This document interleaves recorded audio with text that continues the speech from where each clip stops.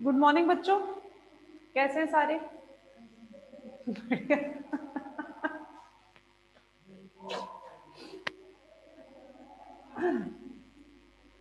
चलिए, तो आप लोगों का हमारा चल रहा था वाउचेरिया,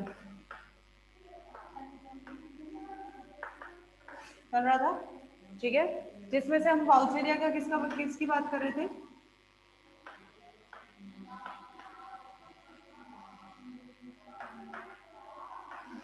सेक्सुअल रिप्रोडक्शन की बात कर रहे थे भाई।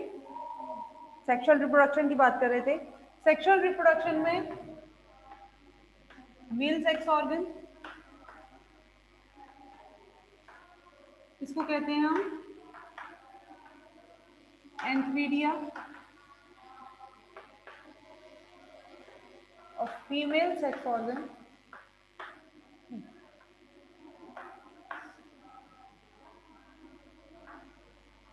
इसको कहते हैं हम oogonia. Male sex organ is antheridia, female sex organ is oogonia. ठीक, इसकी एक डायग्राम बना दूं, डायग्राम देखते हैं, इससे आएगा आपको पूरा समझ में आ जाएगा।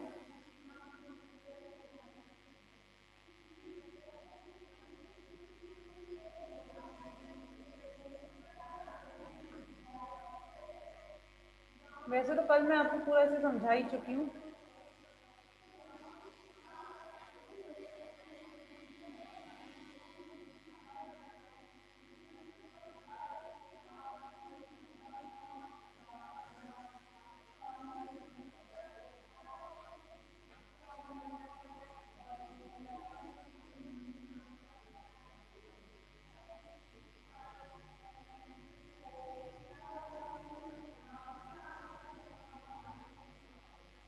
ठीक है, आपको डायग्राम देख के समझ में आ रहा होगा। This is the antheridia, this is the उगोनिया, antheridia and उगोनिया। ये और मुड़ जाता है।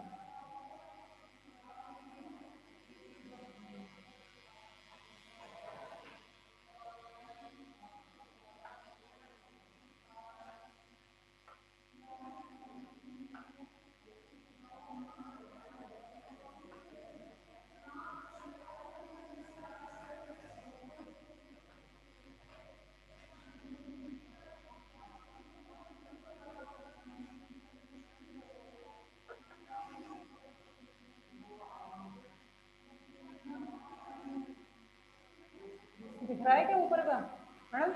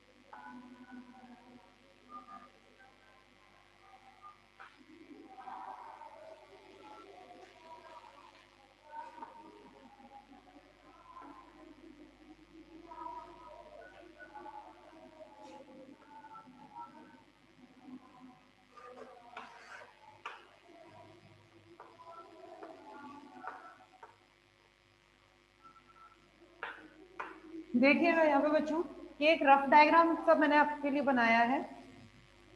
ये क्या है आपका एंथ्रीडियम, ठीक है। एंथ्रीडियम हम जानते हैं ये क्या है, इसका एंथ्रीडियल ब्रांच इसको मैं बोल सकती हूँ अभी।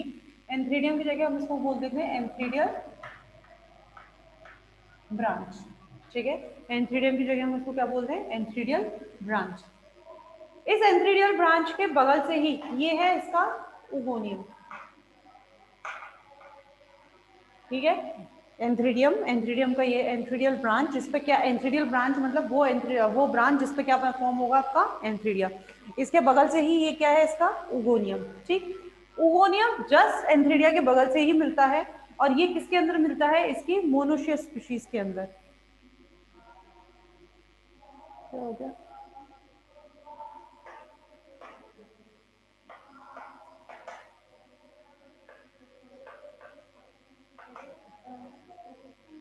ठीक है। ये किसके अंदर होता है, इसकी मोनोशियस स्पीशीज के अंदर। मोनोशियस स्पीशीज वो स्पीशीज जिसके अंदर एंथ्रीडिया और उगोनिया दोनों किस पे होते हैं, सेम थैलस पे होते हैं, ठीक है। तो एंथ्रीडिया ब्रांच, एंथ्रीडिया ब्रांच के बगल से ही क्या डेवलप हो जाता है, उगोनिया डेवलप हो जाता है। और मोस्ट ऑफ द वाउचेरिया कैसे होते हैं, जिसमें एंथ्रीडिया और उगोनिया सेम होते हैं। अब वो एंथ्रीडियल ब्रांच और ये जो डेवलप हुआ है, दिस इज द एंथ्रीडियम। ये जो ऊपर डेवलप हुआ है बच्चों, ये क्या है इसका एंथ्रीडियम, ठीक है। ये एंथ्रीडियल ब्रांच, इसके बगल से उगोनिया, उगोनिया ये इस एंथ्रीडियल ब्रांच पे डेवलप हो गया एंथ्रीडियम, मोनोशियस स्पीशीज। अब इसमें क्या हो जाता है, इसमें हो जाता है सेप्टा फॉर्मेशन, ठीक है। और सेम सेप्टा फॉर्मेशन कहाँ हो जाता है, यहाँ पे भी हो जाता है ये, ठीक है। क्या हो जाता है, सेप्टा फॉर्मेशन। अब सेप्टा फॉर्मेशन से क्या होगा, जो अंदर जितना भी साइटोप्लाज्म है, वो साइटोप्लाज्म किसके चारों तरफ, कल मैंने बात करी थी क्रोमेटोफोर और न्यूक्लियस के चारों तरफ अरेंज हो जाता है। जितना भी साइटोप्लाज्म है it get arrange around the nucleus and chromatophore.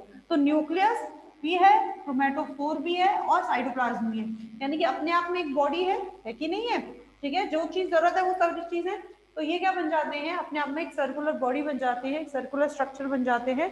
और ये किस में डिफरेंशिएट हो जाता है, ये डिफरेंशिएट हो जाता है इनटू अ बाइफ्लैचेलेटेड एंथ्रीडियल, एंथ्रोजोआ या स्पर्मेटोफोर में इसको कह सकती हूँ।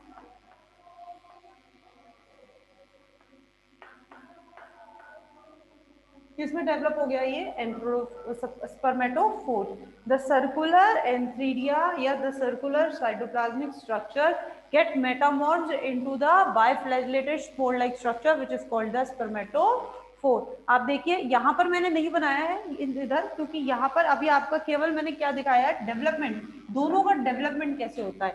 जैसे यहाँ पर एंथ्रीडियम बन गया, उसके बाद सेप्टा फॉर्मेशन हो गया, तो ये देखो यहाँ पर ये पूरा सेप्टा फॉर्मेशन चल रहा है, ठीक है। इसके साथ साथ ये क्या है, आपके जो उगोनिया है उसका डेवलपमेंट है। इसमें क्या हो रहा है, यहाँ देखिएगा, तो यहाँ पर इस उगोनियम में, अच्छा एक चीज और, जो उगोनिया होता है, उगोनिया में एक ही न्यूक्लियस होता है कि नहीं होता, जबकि एंथ्रीडिया जो होता है इसमें बहुत सारे न्यूक्लियस होते हैं। तो भाई अब ये कोई ह्यूमन बीइंग तो है नहीं कि एक ही न्यूक्लियस, या फिर कोई और ऐसा एनिमल जो इसके, ये केवल एक एल्गी है, सूक्ष्म शैवाल है, जो कि एक सूक्ष्म माइक्रो ऑर्गेनिज्म या स्मॉल माइक्रो ऑर्गेनिज्म में आता है, जो कि प्रोकैरियोट्स में भी आते हैं, ठीक है तो यूकैरियोट्स, पर बेसिकली कोई डेवलपमेंट तो है नहीं ना, थैलोफाइट्स ही है। तो इसमें ऐसा डेवलपमेंट कैसे कि उगोनिया में, तो कुछ साइंटिस्टों ने ऐसा माना था कि हो सकता है कि इसमें बहुत सारे न्यूक्लियस जाते हैं, but during the development of the उगोनिया केवल एक न्यूक्लियस बन जाता है।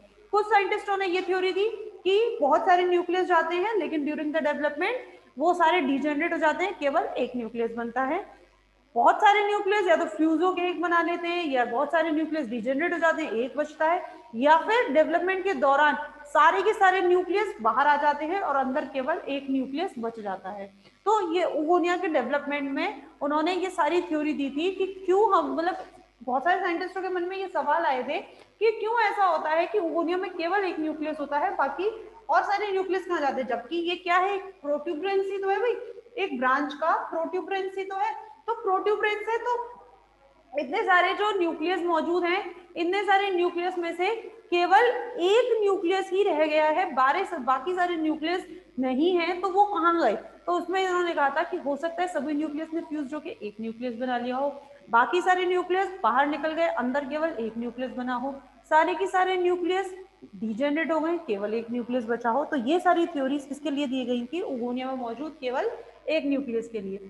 सेम एंथ्रीडिया, एंथ्रीडिया में सेप्टा फॉर्मेशन, ये क्या हो गए? इसमें मौजूद क्या है? सारे स्पोर्स हैं। अब ये क्या हो गए? अभी तक इसमें यहाँ पे क्या चल रहा है? इनका डेवलपमेंट चल रहा है। जो अभी हमने कहा कि मेटामॉर्फ है, तो ये क्या हो गए? बड़े हो गए। फिर यहाँ पर ये इसमें स्पोर्स आ गए, फ्लैजेला आ गए, ठीक है। यहाँ पे क्या चल रहा है? इनका डेवलपमेंट चल रहा है। अभी तक क्या हो गया? उगोनिया और एंथ्रीडिया दोनों क्या हो गए? डेवलप हो गए। ऐसे ही ये है, तो इसमें भी ये क्या हो गया? अपना इसने क्या किया? फूड मटेरियल स्टोर करके काफी तगड़ा मोटा हो जाएगी, ठीक। अब क्या होगा?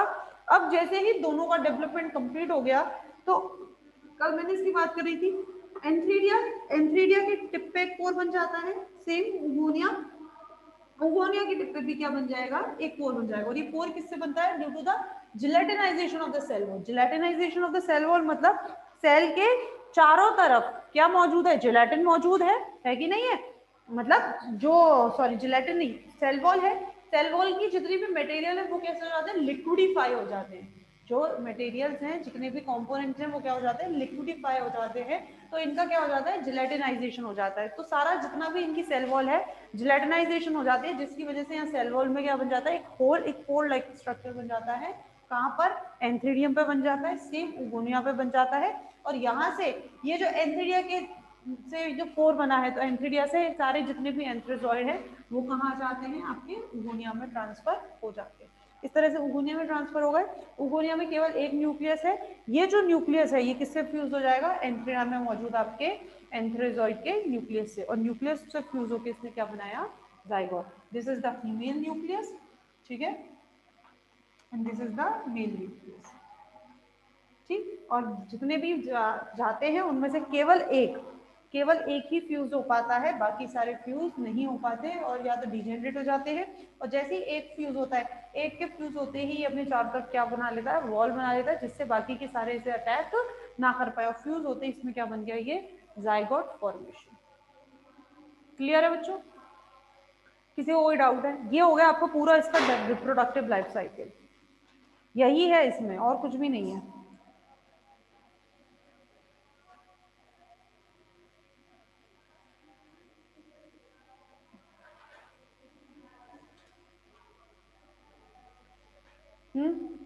कोई डाउट नहीं?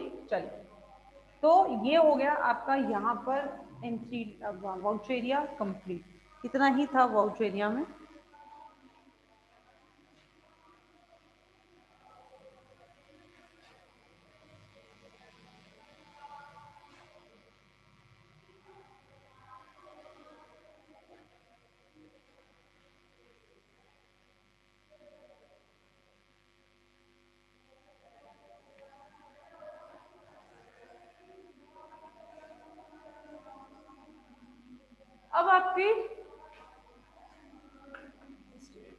अब आपके नया अगला चैप्टर है एक्टोकार्पस।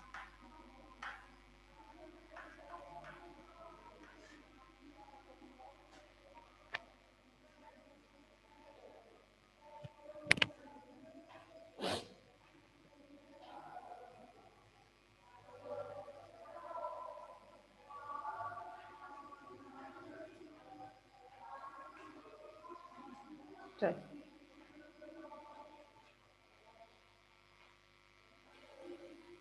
कानुप्रिया तुम तो सेकंड ईयर में हो बच्चा, फर्स्ट ईयर में हो। कानुप्रिया तो सेकंड ईयर में है ना? ये कानुप्रिया अलग है। आप सेकंड ईयर के हो, फर्स्ट ईयर के हो बच्चा?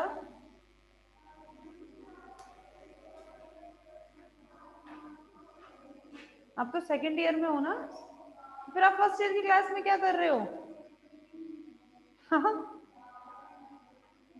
फर्स्ट ईयर की क्लास में क्या कर रहे हो? ये तो फर्स्ट ईयर की क्लास है, पढ़ रहे हो फर्स्ट ईयर भी? ये तो फर्स्ट ईयर की है कानुप्रिया क्लास। फर्स्ट अरे बच्चों पता नहीं चल रहा क्या? फर्स्ट ईयर की क्लास चल रही है, ये सेकेंड ईयर क्लास नहीं है। हाँ, मजे लेने को ऐड हो रहे हो तो बात कर अलग है, कोई बात नहीं, पर ये सेकेंड ईयर की क्लास है। एक्टोकार्पस, एक्टोकार्पस किसका मेंबर है? फियोफाइसी का मेंबर।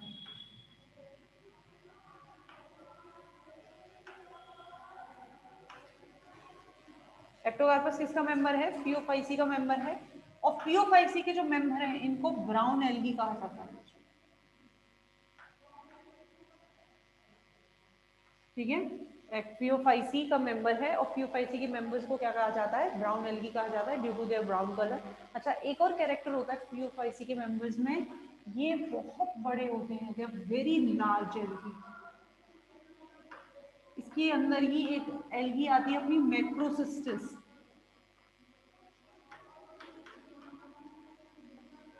इसके अंदर ही एक एल्गी आती है अपनी मैक्रोसिस्टिस। तो मैक्रोसिस्टिस क्या है? मैक्रोसिस्टिस भी आपकी लार्ज एल्गी है जो क्या करती है, पूरे की पूरे आपके एनवायरनमेंट, मतलब पूरे की जो सी होता है उस सी को कवर करने का ये कैपेसिटी रखती है। लेमिनेरिया भी एक वो है इसमें, मैक्रोसिस्टिस, लेमिनेरिया, ये सब थियोफाइसी के मेंबर है। तो ये इतने बड़े होते हैं बच्चों की, ये पूरे की पूरे समुद्र को यानी कि सी को कवर कर लेते हैं कई बार, तो इतनी बड़ी बड़ी होती है इनकी। फ्रॉन्स जो होते हैं इनके, जो बड़े बड़े लीव्स टाइप के जो स्ट्रक्चर होते हैं, तो बहुत लार्ज एल्गी होती है, फ्यूफाइसी में ही इंक्लूडेड होती है। ठीक है, और इसी कारण आपने सी कैल्प, सी कैल्प, सी कारण एल्गी को भी सी कैल्प कहा जाता है। लेकिन ये जो नाम है बेसिकली सी कैल्प, ये किसके लिए है? ब्राउन एल्गी के लिए। ठीक है, जो इनके फ्रॉन्स होते हैं ना, बड़े बड़े जो इनके स्ट्रक्चर्स होते हैं, लीफ लाइक जो स्ट्रक्चर्स होते हैं, बेसिकली उनको कैल्प कहा जाता है। और यही कारण है कि इसकी वजह से एल्गी को भी क्या कहा जाता है? सी कैल्प कहा जाता है। क्लियर बच्चों? ठीक है, ये जनरली कैसे नेचर के हैं? मेराइन नेचर के हैं। इनका जो नेचर है वो कैसा है? मेराइन। ठीक है, कैसे नेचर के होते हैं? मराइन, यानी कि इनका हैबिटेट है। अब कैरेक्टरिस्टिक फीचर्स की बात कर ले, उसी में ही आ जाएगा। ठीक है, तो ये आपको समझ में आ गया, Ectocarpus is a member of Phaeophyceae. Phaeophyceae के जो मेंबर है या फियोफाइसी, इसको ब्राउन एल्गी भी कहा जाता है। वैसे तो ब्राउन एल्गी को सी कैल्प्स कहा जाता है। सी कैल्प्स क्यों कहा जाता है? Because they are very large. ठीक है, they are very large in their shape. और जितनी भी हमारी लार्जेस्ट एल्गी जो आती है, जैसे कि मैक्रोसिस्टिस, लेमिनेरिया, बहुत बड़ी एल्गी है, ये सब किस में इंक्लूडेड है आपकी? ये सब आपके फियोफाइसी में इंक्लूडेड होती है। ठीक, चलिए इसके कैरेक्टरिस्टिक फीचर्स की बात करें।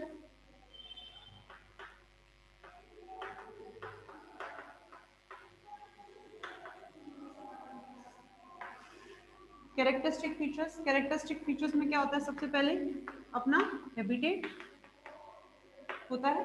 हैबिटेट में क्या है? मेराइन, अभी बताया मैंने आपको, मेराइन इन नेचर। कैसी है ये नेचर में? मेराइन होती है। ठीक है,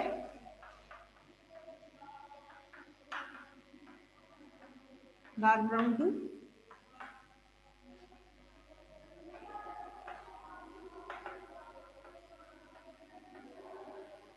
ऑलिव ग्रीन। ठीक है, मेराइन इन नेचर, हैबिटेट इनका कैसा होता है?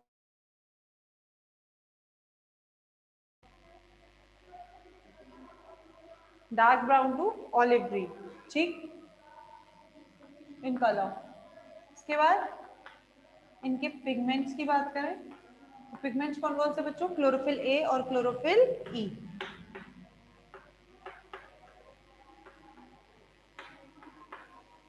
ठीक है, लेकिन कैरोटिनॉइड्स भी होते हैं इसके अंदर,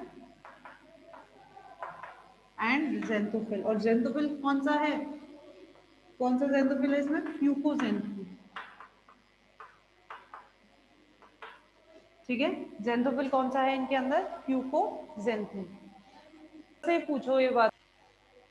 ठीक है, चलिए, pigments chlorophyll a and e, carotenoids and fucoxanthin. ठीक,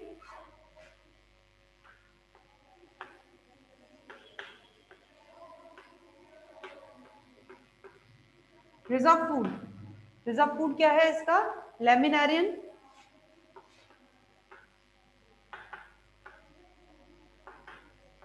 स्टार्च एंड मैग्नीटोल। लेमिनेरियन क्या है? एक स्टार्च है। मेनिटोल क्या है? एक एल्कोहल है। Laminarin, starch and mannitol. ठीक। सेल वॉल, सेल वॉल किसकी बनी हुई है? वही है outer pectic material,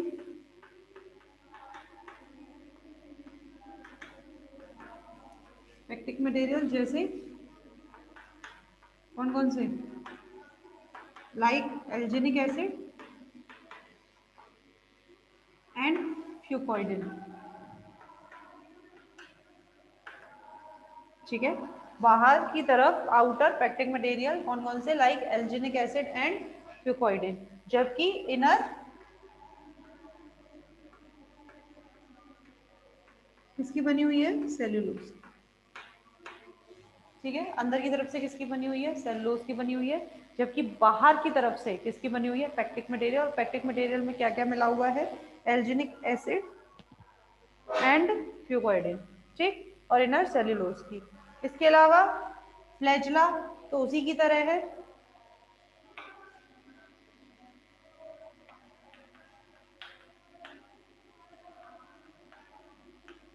zoospore have two unequal flagella. Zoospore में क्या होते हैं बच्चों? दो अनइक्वल फ्लैजला होते हैं। फ्लैजला की बात करें तो zoospore has two unequal flagella. ठीक है, और अगर इसके रिप्रोडक्शन की बात करें,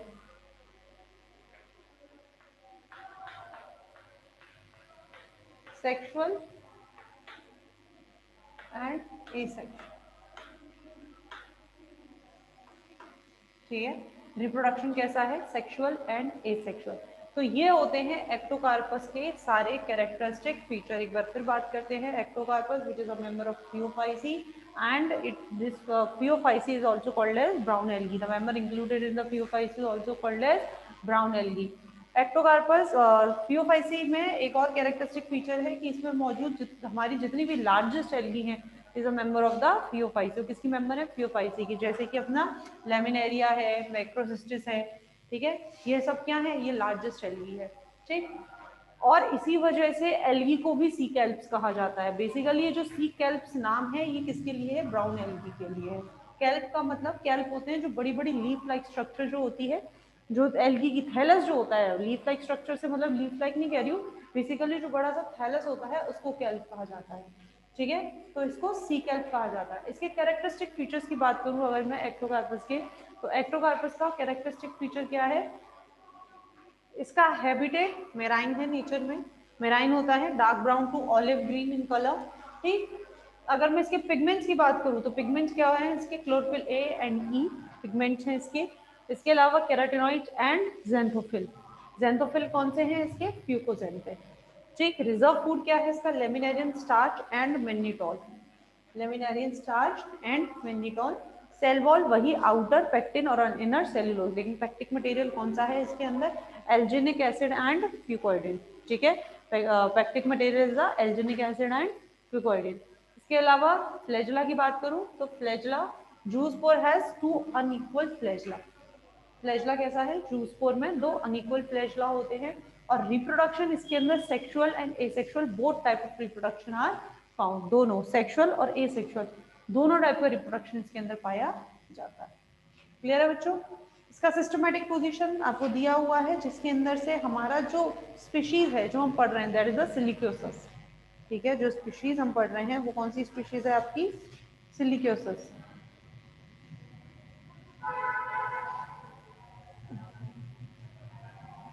स्पॉन्जियोसस, सिलिकोसस।